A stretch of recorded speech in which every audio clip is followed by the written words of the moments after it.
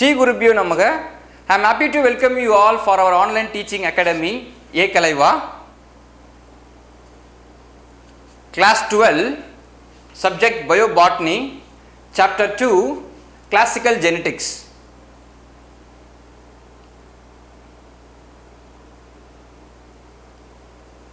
Before going to see the topic, first we will discuss the chapter outline.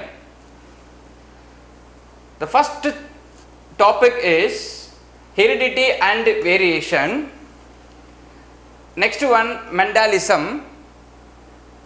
Third topic is law of Mendelian inheritance. Fourth one, monohybrid cross, dihybrid cross, trihybrid cross, back cross and test cross.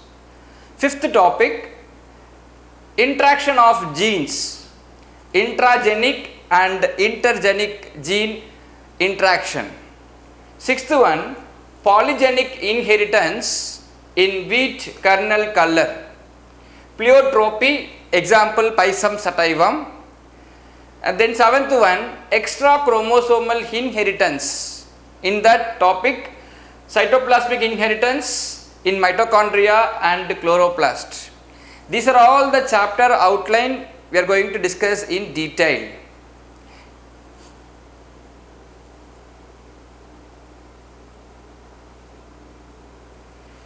Next, we will see the introduction.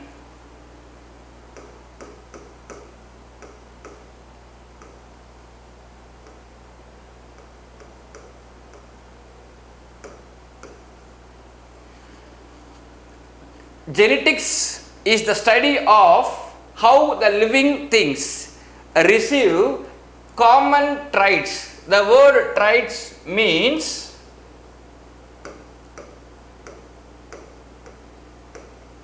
characters from previous generation. That means from the father generation, first generation to the next generation, grandfather to grandson. So, genetics is the study of how the living things receive common character from the previous generation. The scientific knowledge, scientific and technological advances in the field of genetics have transformed in various fields. For example, agriculture, medicine, forensic science, etc. The word genetics means heredity. That means transfer of character from one generation to other generation. That is called heredity. It deals with the transfer of character, transfer of traits from the grandfather, first generation to the next generation. Genetics is a branch of biological science which deals with the mechanism of transmission. As I said, mechanism of transmission of characters. Characters is nothing but traits. Mechanism of transmission of traits from parents to offspring, first generation to next generation. Okay, so that is called genetics. The term genetics was first introduced by W. Bateson in the year 1906.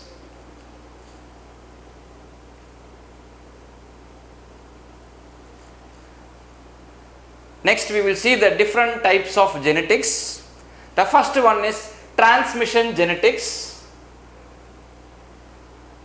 Second one, molecular genetics. Third one, population genetics. And the last one is quantitative genetics. These are all the different types of genetics. First, transmission genetics. The name itself you can easily understand about the transmission genetics. The transmission genetics deals with the transmission of genes from parent generation to the offspring generation, from the first generation to the next generation. So, transmission means transfer of gene from parents to offspring. The foundation of classical genetics came from the study of hereditary behavior of 7 genes by George Gregor Mendel. The next one is molecular genetics. Molecular genetics deals with the molecular level, the structure and function of gene at molecular level. The third one, population genetics. The population genetics deals with heredity in groups of individual for which the traits which is determined by a very few genes. But in case of quantitative genetics, this type of genetics deals with the hereditary of characters in groups of individuals where the traits are governed by many genes. So, there is a simple difference between population genetics and quantitative genetics. In population genetics, they are determined by few genes. In case of quantitative genetics, it is determined by or governed by many genes simultaneously. Okay. And then next one, heredity and variation. So what is heredity? What is variation? What are the different types of variation? First, before that, you have to know about genetics. Again, I am telling genetics is nothing but it is often described as a science which deals with heredity and variation. Heredity means transmission of character from parent generation to the offspring generation. That means first generation to the next generation. Then variation. Variation means the organisms belonging to the same nature or population or species that shows a difference in their characteristics is called variation. For example, in our class, there are more than 20 children are there. All children belongs to same species. We are all same population, human beings. But each one having their morphological differences. One girl became short, one boy became tall, he is very dark, he is light. So many differences is there, no? That is called variation. So variation is nothing but the organisms belonging to the same natural population. So all belongs to human beings. But they show some difference in their characteristics. That is called variation. So variation is of two types. One is called discontinuous variation, another one is called continuous variation. So what is discontinuous variation? See, within a population, for example, within the population means human beings, okay, there are some characteristics which show a limited form of variations. For example, a group of populations, all human beings having the only very few types of blood group. What is A, B and O? 3 blood groups are there. So this blood groups belongs to discontinuous variation. Within a population, within the human body, within the human being, there are some characteristics which show a limited form of variations. What are the characteristics? One human being, one boy having O positive, the other boy having B positive. So there is very limited differences between the populations. That type of variations is nothing but discontinuous variation. Again I am telling this is a type of variation in which within a population, within the human body, human being, there are some characteristics which show a very limited form of variations.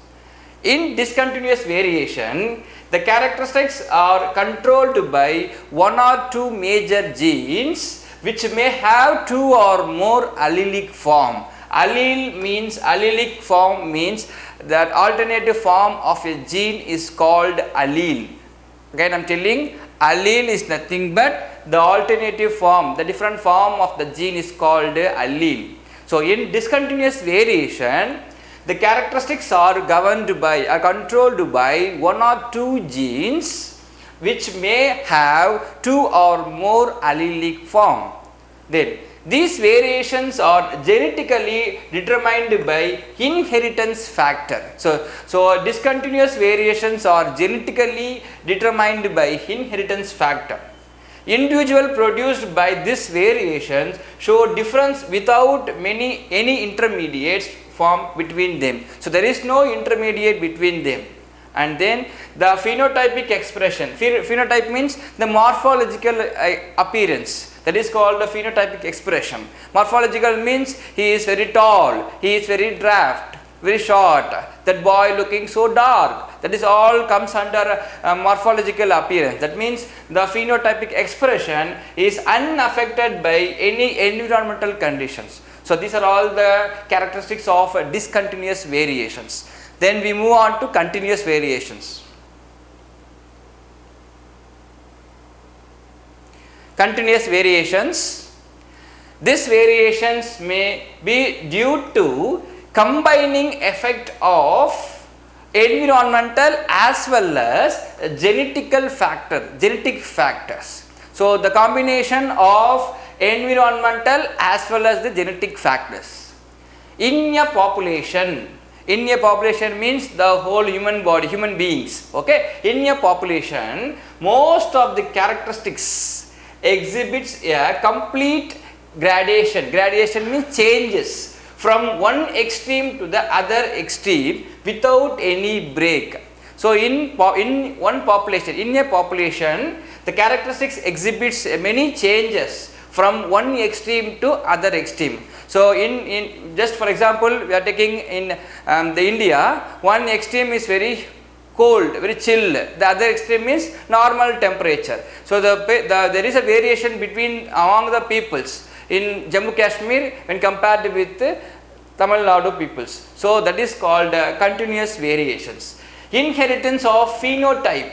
Phenotype means what? Morphological character. The morphological characters. Inheritance of morphological character is determined by combined effects of many genes. It is very, very important. So all the inheritance of morphological characters are combined or determined by many genes and environmental factors. This is also known as quantitative inheritance. So a good example is continuous variation. So also known as quantitative variation or quantitative inheritance. Example is human height and skin color.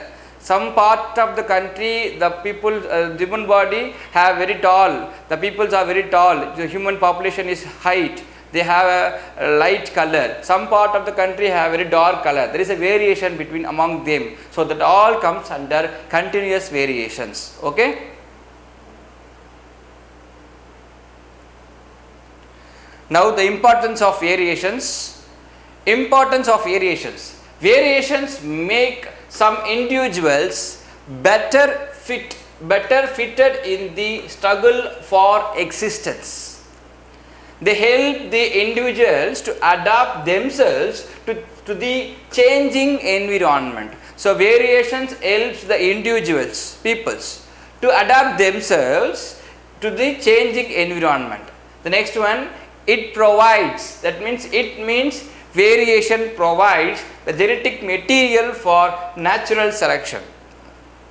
Variation allow breeders to improve best yield, quicker growth, increased resistance and lesser input. And the last importance, they constitute the raw material for evolution. So variation constitute the raw material for evolution.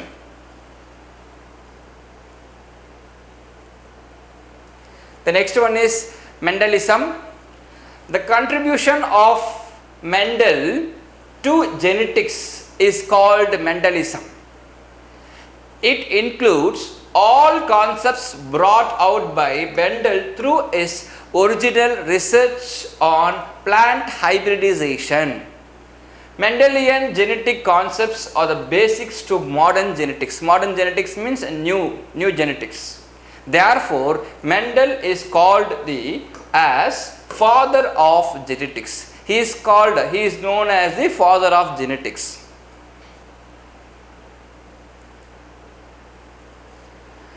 Father of genetics, George John Mendel in the year 1822 to 1884. The first geneticist, George John Mendel, unraveled the mystery of heredity. He was born on 22nd July in the year 1822 in Hensdorf, Silesia. Now it is changed as Czechoslovakia. In 1856, he started his historic studies on pea plant. He started the experiment with the pea plant. In the year 1856 to 1863 was the period of Mendel's hybridization experiments on pea plants. Mendel discovered the principles of heredity by studying the inheritance of 7 pairs of contrasting traits of pea plant in his garden. Mendel crossed and catalogued 24,340, that means 24,034 plants through many generations. He did so many research papers. His paper entitled Experiments on Plant Hybridization, very important. He did so many experiments, he published so many journals. So, one of the journal, his paper entitled Experiments on Plant Hybrids was presented and published in the Proceedings of Berne Society of Natural History in the year 1866. Mendel was the first systemic researcher in the field of genetics. He is the first systemic genetics researcher in the field of genetics. Mendel was successful because his experiments became very success due to, that means he applied mathematics as well as the statistics analysis. So, he applied mathematics and statistical methods to biology and law of probability to his breeding experiments. He followed scientific methods and kept accurate and detailed records that include quantitative data for the outcomes of his crosses. His experiments were carefully planned and used large samples. The pairs of contrasting characters which were controlled by genes. So, all the contrasting characters are controlled by factor or genes were present on separate chromosomes. So, all the contrasting characters are governed by or controlled by genes, that genes are present in separate chromosomes. The parents selected by Mendel were pure breed lines and the purity was tested by self-crossing the progeny for many generations.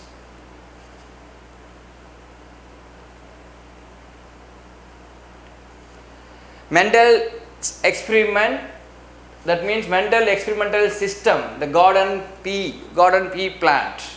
He chose pea plant because why he selected pea plant? The pea plant is annual plant. See here, it is an annual plant. Annual means the lifespan is only 1 year. So, it is an annual plant and has clear contrasting characters that are controlled by single gene separately.